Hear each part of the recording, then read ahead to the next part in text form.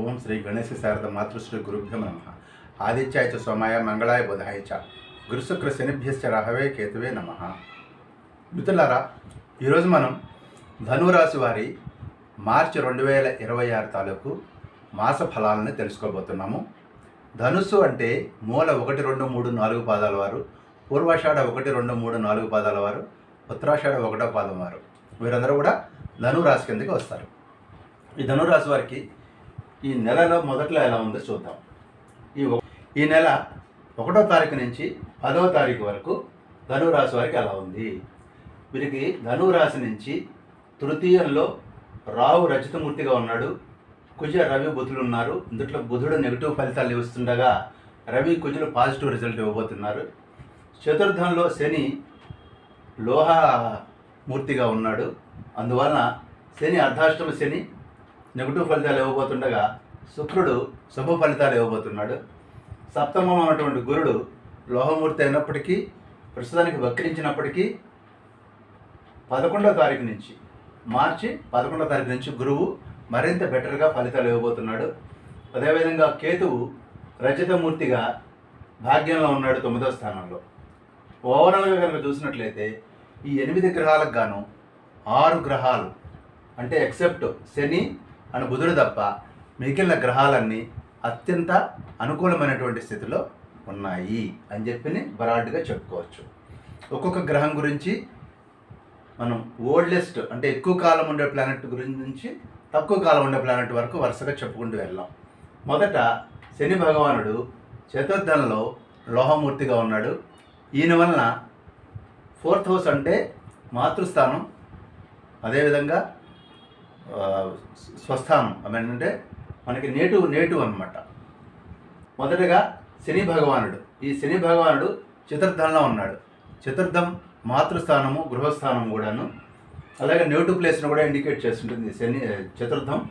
ఈ చతుర్థంలో శని ఉండటం వలన, శని అందులో లోహమూర్తిగా ఉండటం వలన తల్లికి కానీ అదేవిధంగా వాహనానికి కానీ ఇంటికి కానీ సమస్యలు వచ్చే అవకాశం ఉంది అని బరాటుగా చెప్పుకోవచ్చు. సో తల్లి అంటే హెల్త్ ప్రాబ్లమ్స్ రావచ్చు, వాహనము ఇంటికి రిపేర్లు రావచ్చు. సో ఈ సందర్భంలో మనం అదేవిధంగా స్వస్థానం నుంచి దూరంగా, ఎందుకంటే చతుర్థ స్థానం స్వస్థానం కాబట్టి దాంట్లో శని ఉన్నాడు కాబట్టి దానికి సంబంధించినటువంటి హాని కలిగి అంటే స్వస్థానానికి దూరంగా అంటే ట్రాన్స్ఫర్స్ అయ్యేటువంటి అవకాశం, ధన నష్టము, వాహన నష్టము, కుటుంబ సభ్యుల నుంచి వేరుగా ఉండటము, ఈవెన్ కళత్రానికి కూడా కొంచెం ఇన్హెల్త్ కావటం అంటే స్పౌస్కి అనమాట, వైఫ్ ఆర్ హస్బెండ్కి ఉండేటువంటి అవకాశం లైట్గా ఇక్కడ శని వలన మనకి కనపడుతుంది. అర్ధాష్టమ శని అంటారు కదా, అదనమాట. అయితే ఈ శని ఇలా ఉండగానే మరో పక్కన గురువు సప్తమంలో కేంద్రంలో ఉన్నాడు. సప్తమ కేంద్రంలో శుభస్థానంలో ఉన్నాడు. కాకపోతే లోహమూర్తి వక్రించున్నాడు. 11వ తారీఖు నుంచి ఈ వక్రత్యాగం జరుగుతుంది కాబట్టి గురువు మీకు అద్భుతమైనటువంటి రిజల్ట్స్ ఇవ్వబోతున్నాడు. గృహ వాహన లాభాలు, స్థిరాస్తుల సంపాదన, ఇంట్లో శుభకార్యాలు, వివాహాలు, శుభకార్యాల కోసం యాత్రలు, కుటుంబ సౌఖ్యము, కుటుంబ వృద్ధి, భార్య యొక్క సుఖము, భర్త యొక్క సుఖము, పుత్ర ప్రాప్తి, సంతానము, వ్యవహార జయము, వృత్తిలో అభివృద్ధి, ఇవన్నీ కూడా గురువు మీకు ఇవ్వబోతూ ఉన్నాడు ఖచ్చితంగా. అదేవిధంగా మరో పక్కన రాహుకేతువులను కనుక తీసుకున్నట్లయితే రాహు తృతీయంలో రజితమూర్తిగా ఉన్నాడు. ఈయన వలన కూడా కుటుంబ సౌఖ్యము, శుభము, సుఖము, వృత్తి వ్యాపారాల్లో ఉద్యోగాల్లో ఉన్నతి, వృద్ధి, మీ యొక్క సబార్డినేట్స్ మీకు సపోర్ట్ ఇస్తారు, సహాయం చేస్తారు. ఈ విధంగా రాహు హెల్ప్ చేస్తుండగా కేతువు మీకు 9వ ప్లేస్లో ఉన్నాడు. నిజానికి కేతువు ప్రకారం తీసుకుంటే ధన నష్టము, వివాదాలు, తండ్రికి కష్టాలు, అదేవిధంగా ఆధ్యాత్మిక గురువులతోటి, పెద్దలతోటి, తండ్రితోటి తగాదాలు, అపార్థాలు వచ్చే అవకాశం కేతువు వల్ల ఉన్నాయి. కానీ కేతువు రజితమూర్తిగా ఉండటం వలన ఇవన్నీ కూడా సమస్యపోయి పాజిటివ్ రిజల్ట్స్ వచ్చేటువంటి అవకాశం ఈ కేతువు కారణంగా ఉందని చెప్పుకోవచ్చు. ఈ విధంగా రాహుకేతువులు, శని గురుల గురించి మాట్లాడుకున్నాక మళ్ళీ మనం వెనక్కి వెళ్ళాము. ఇతర గ్రహాల పరిస్థితి అలా ఉంది. మొదటగా కుజుడు ఎక్కువ కాలం ఉండేవాడు, 45 రోజులు ఉంటాడు. ఈ కుజుడు తృతీయంలో శుభంగా ఉన్నాడు. అలాగే మీకు సువర్ణ ప్రాప్తి, ఆభరణాలు, సుఖము, ధనము, ఆరోగ్యము, భూ వస్త్రలాభాలు. ఎందుకంటే మనకి కుజుడు సహజంగానే భూమికి సంబంధించినటువంటి వాడు కాబట్టి ఈ భూ వస్త్రలాభాలు, ఇల్లు కానీ, సంతోషం, విజయము, కుటుంబ సౌఖ్యము, పరాక్రమంతో కార్యజయం. ఎందుకంటే తృతీయం అనేది విక్రమస్థానం, మన విక్రమ స్థానంలో కుజుడు కాబట్టి మామూలుగానే కుజుడు యుద్ధకారకుడు. మీరు ఏదైనా పోరాడితే ఫైట్ చేస్తే మీరు గెలుస్తారు వ్యాపారంలో, వృత్తి ఉద్యోగాల్లో. అదేవిధంగా ఇది సోదర స్థానం కూడా కాబట్టి ఆ సోదరుల వల్ల కూడా మీరు సుఖ సంతోషాలు, ఆనందాన్ని కూడా పొందేందుకు అవకాశం ఉంది. ఈ విధంగా జరిగిన తర్వాత మీ కోరికలన్నీ కూడా నెరవేరేటువంటి అవకాశం ఈ కుజుడు మీకు చాలా హెల్ప్ చేయబోతున్నాడు. తర్వాత రవి, బుధ, శుక్రులు ఒక నెల పాటు ఉంటారు ఈ ఉన్న స్థానంలో. వీళ్ళందరూ ఎలా ఉన్నారో చూసుకున్నట్లయితే రవి కూడా 3వ స్థానంలో మీ ఆరోగ్యానికి, మీకు ఇష్టసిద్ధికి, బంధుమిత్ర సమాగమానికి, ధనప్రాప్తికి, కార్య అనుకూలతకు, కుటుంబ సౌఖ్యానికి, సంతాన సౌఖ్యానికి, శుభకార్యాలకి, విందు వినోదాలకి, రాజగౌరవానికి, అదేవిధంగా వృత్తిలో ప్రమోషన్స్కి, వ్యాపారంలో విజయాలకు, దూర స్నేహితుల కలయికకు, వీటన్నిటికి కూడా రవి మీకు 3లో ఉండి హెల్ప్ చేస్తాడు ఖచ్చితంగా. ఇక మరో పక్కన శుక్రుడు మీకు చతుర్థంలో ఉన్నాడు.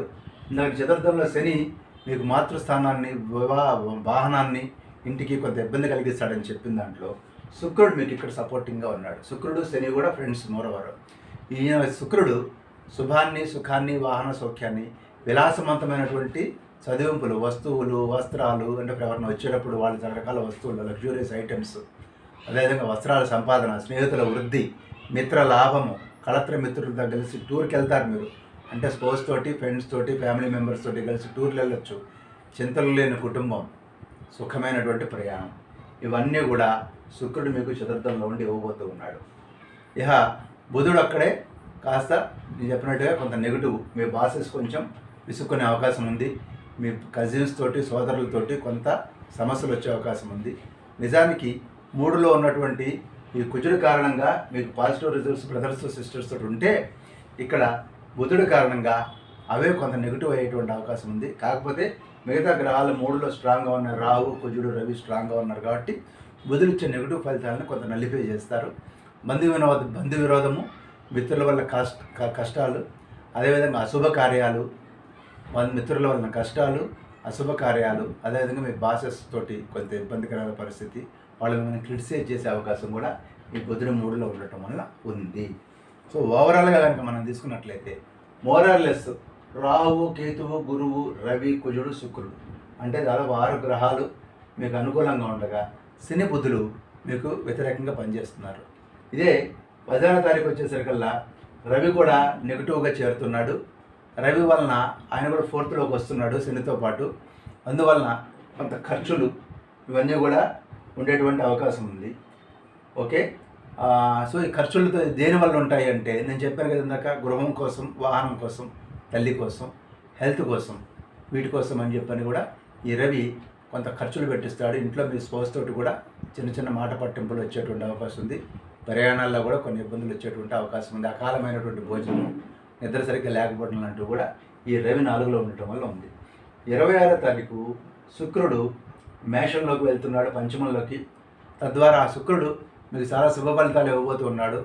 ఎందువల్లంటే శుక్రుడు ఎప్పుడైతే పంచమంలోకి వెళ్తాడో ఆటోమేటిక్గా మీ మనసుకు ప్రశాంతతగా ఉంటుంది. ఆకస్మికమైన ధనలాభము, ఇష్టసిద్ధి, వస్తులాభము, పుత్రప్రాప్తి, సంతాన అభివృద్ధి, ప్రేమ వ్యవహారాల జయము, స్త్రీ సౌఖ్యము, బంధుమిత్రుల సమాగమం, రాజగౌరవము, జన సహకారం. ఇందాక నేను చెప్పాను 3లో రాహు ఉన్నాడు, మీకు కిందనే ఉన్నటువంటి సబార్డినేట్స్ మీకు సపోర్ట్ చేస్తారు అని చెప్పాను. ఇప్పుడు శుక్రుడి వల్ల ఇతర మిత్రులు, స్నేహితులు, అదే తోటి వారు అందరూ కూడా మీకు సహాయ సహకారాలు అందించుకోవడం కోసం మీ దగ్గరికి వస్తారు. ముఖ్యంగా పొలిటికల్ లీడర్స్ ఎవరైనా ఉంటే వాళ్ళకి చాలా అనుకూలమైనటువంటి పరిస్థితి. అయితే శుక్రుడు ఎప్పుడైతే పంచమంలోకి వస్తాడో అప్పుడు చతుర్థ స్థానంలో శని, రవి ఇద్దరు ఉంటారు. ఈ యొక్క చతుర్థ స్థానంలో శని, రవి ఉండి శుక్రుడు 26వ తారీఖు కదిలినప్పుడు, ఒక్కసారి మళ్ళీ చెప్తున్నాను, మీ వాహనాలు, మీ ఇంటి రిపేర్లు, మీ మదర్ హెల్త్ని కొంచెం జాగ్రత్తగా చూసుకోండి. మీకు వాహనాల రిపేర్లు, ఇంటి రిపేర్లు ఉంటే చేయించేసేయండి, కొంత డబ్బులు ఖర్చు పెట్టేసేయండి. ఒక విధంగా తద్వారా ఇంకొక ఖర్చు లేకుండా ఆ ఖర్చులోనే క్లోజ్ అయిపోతుంది. కాబట్టి ఈ రకంగా మీరు ఓవరాల్గా తీసుకున్నట్టయితే ఈ నెలలో మొదటి హాఫ్ చాలా చాలా బాగుంది, సెకండ్ హాఫ్ చాలా బాగుంది. కంపేర్డ్గా ఈ నెలంతా కూడా మీకు సౌఖ్యంగా, సుఖంగానే గడుస్తుంది. స్వస్తి.